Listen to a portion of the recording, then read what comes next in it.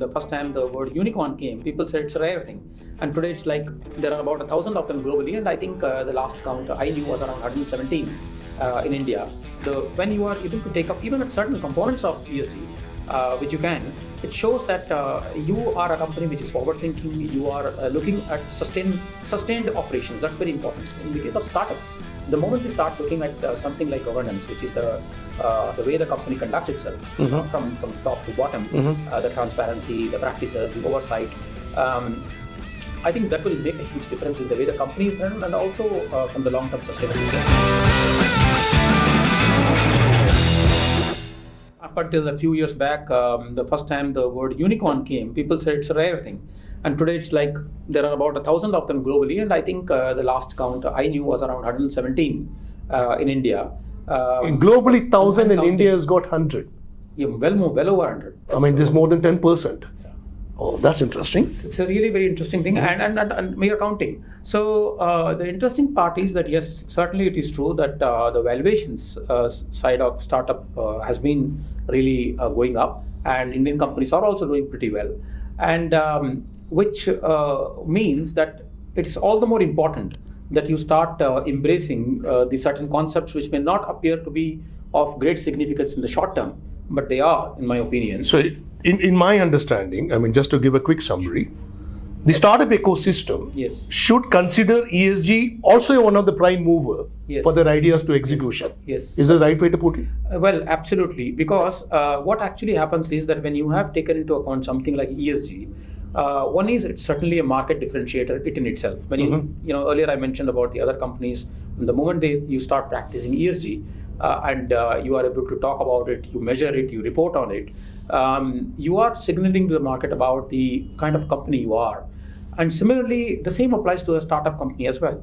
When you are able to take up even certain components of ESG, which you can, it shows that you are a company which is forward-thinking. You are looking at sustained operations. That's very important. You know, and you are looking at beyond revenues. Revenues are certainly very important, but at the same time, the moment you are stepping into something like ESG and you started looking at it seriously and started talking about it, is that also signaling that I'm ready for the global market? Well, absolutely. Yes. There are. You are absolutely right, because there are regulations which are coming across the globe, in particular the European Union, for example, and the US as well, and increasingly India as well. So they are looking at how companies are faring on this side. One example, if I may take some time to share on this. Absolutely, most welcome. It's very interesting. Yeah. You know, the ESG in India, the regulatory part comes through what is called BRSR. So, Business Responsibility and Sustainable Report.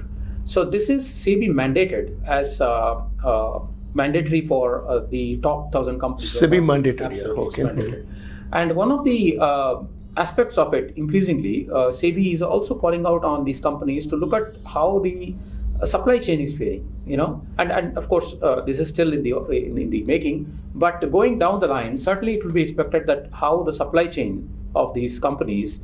They are also faring on some of these BRSR. The parameters. Aspects. Absolutely. The BRSR is quite vast, and it covers various aspects of responsible business. When you say supply chain, is the procurement of the raw material for production and multiple other stuff? Absolutely. The entire value chain of the organization. And therefore, what it means is that a lot of these relatively smaller companies, you know, whether we are talking about SMEs or even startups for that matter, will fall in one or other category of this value chain down the line. And when you are already prepared for something like ESG, it shows your preparedness and commitment towards something like that. And interestingly, although today, you know, ESG, as a matter of fact, if you ask me, I would say, has become all the more important with some of the governance-related stories that we have been hearing. You know, and governance, in my opinion, is fundamental to E and S before we, you know, get into this whole thing. Correct. Because that's what really determines everything. So I think the governance part is very important. And when in the case of startups, the moment they start looking at something like governance, which is the way the company conducts itself, from top to bottom, the transparency, the practices, the oversight, I think that will make a huge difference with the way the company is run and also from the long-term sustainability of the company.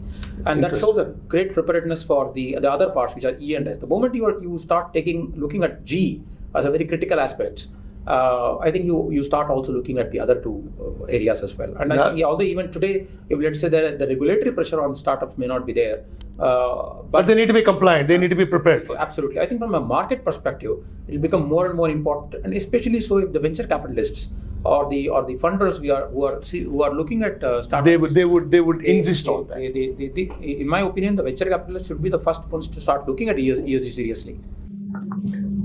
Thank you, Vivian. It's quite interesting to have a chat with you. Viewers, Startups for Breakfast is a platform where you'll keep on hearing more and more experts come and speak, people coming and sharing their experience as an entrepreneur, as a startup.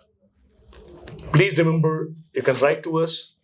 We are here to help @startupsforbreakfast.com. I'll repeat the email. We are here to help @startupsforbreakfast.com. Thank you for watching our channel. If you like our content, please subscribe, share, and do not forget to comment. Thank you so much. Thank you. Thank you, Ravi. Thank you so much.